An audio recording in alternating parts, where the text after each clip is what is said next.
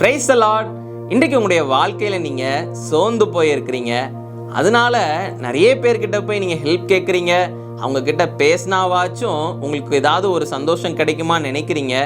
ஆனாலும் அந்த சோர்வுலேருந்து உங்களால் வெளிவர முடியல, அப்படி தானே? இன்றைக்கு ஏசப்பா அவருடைய வார்த்தையின் மூலமாக உங்களுக்கு இந்த பிரச்சனையிலேருந்து ஒரு விடுதலை தருவார்.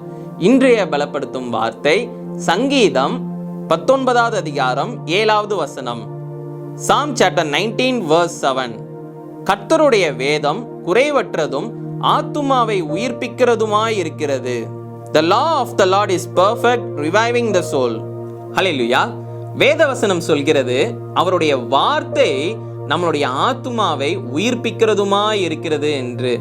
இன்றைக்கு அநேக நாட்கள் நம்ம சோர்ந்து போய் இருக்கும் பொழுது யாராவது ஒருத்தங்க கிட்ட நம்ம பேசுவோம். அவங்க கிட்ட பேசினா நம்மளுக்கு கொஞ்சம் மென்டாலிட்டி மாறும், நல்ல சந்தோஷமா ஆயிடலாம். அவங்க ஏதாவது ஒரு ஜோக் சொல்லுவாங்க அப்படின்னு சொல்லி அவங்களுக்கு கால் பண்ணி பேசுவாங்க, இல்லை அவங்க நேரில் போய் பார்த்து பேசுவாங்க.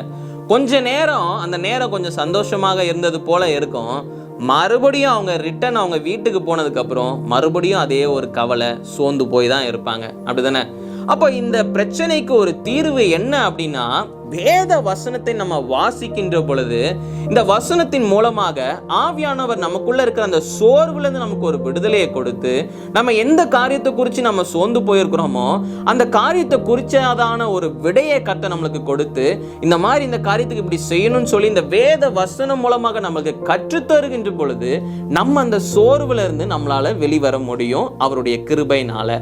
அப்ப யோசிச்சு பாருங்க, நம்ம சோர்ந்து போகும்போது நம்ம வேற யாரையோ தான் நம்ம டிபெண்ட் பண்ணியிருக்கிறோம். ஆனா நம்ம ஒரு காரியத்தை மறந்து போயிடுறோம். வேத வசனத்தை வாசிக்கின்ற பொழுது நம்மளுக்கு ஒரு சொல்யூஷன் கிடைக்கும்னு சொல்லி மறந்து போயிருந்தோம். அப்ப இந்த வேத வசனத்தை நம்ம வாசிக்கின்ற பொழுது நம்மளுடைய ஆத்துமா உயிர்ப்பிக்கப்படுகின்றது. நம்ம வாழ்க்கையில எதுலெல்லாம் சோர்ந்து போயிருக்கிறோமோ அந்த சோர்வுகள் எல்லாம் மாறுது. கர்த்தர் நமக்கு அந்த சோர்வுல இருந்து ஒரு விடுதலையை தருகிறார். அதனால இந்த நாள்ல நீங்க சோர்ந்து போயிருந்தீங்க அப்படின்னா வேத வசனத்தை வாசிங்க, தியானிங்க. நீங்க மெடிடேட் பண்ணும் பொழுது கர்த்தர் நிறைய காரியங்களை உங்களோட பேசுவார். ஆவியானவர் உங்களுக்கு ஒரு விடுதலையை தருவார். நிச்சயம் அந்த சோர்வுகள் எல்லாம் நீங்கும். நம்ம எல்லாரும் கண்களை மூடி ஜெபிக்கலாம். எங்களை நேசிக்கிற நல்ல தகப்பனே, இசப்பா, பிள்ளைங்க இந்த நல்ல சோர்ந்து போயிருக்கிறாங்க. ஆவியானவரே, நீங்க தகப்பனே பிள்ளைங்களுக்கு ஒரு விடுதலையை கொடுங்க. ஆண்டவரே, வேத வசனத்தை வாசிக்கின்ற பொழுதே ஆண்டவரே பிள்ளைங்க ஒரு விடுதலையை பெற்றுக்கொள்ளணும். ஆண்டவரே, அதை தியானிக்கின்ற பொழுது ஆண்டவரே சரியான சொல்யூஷனை பிள்ளைங்க அறிந்து கொள்ள நீங்க உதவி செய்யுங்க. நீங்க மாத்திரம் மகிமைப்படுங்க. இயேசுவின் மூலம் ஜெபிக்கிறோம் பிதாவே. ஆமேன், ஆமேன், ஆமேன்.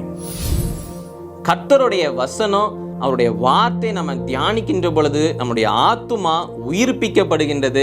அதனால சோர்ந்து போயிருக்கும் பொழுதுதான் நீங்க கர்த்தருடைய வார்த்தையை நீங்க சார்ந்துருங்க. வேத வசனத்தை வாசிங்க, தியானிங்க. நிச்சயம் உங்களுடைய வாழ்க்கையில ஒரு பெரிய மாற்றத்தை பார்ப்பீங்க. அவர் உங்களை ஆசீர்வதிப்பார், உங்களை பலப்படுத்துவார்.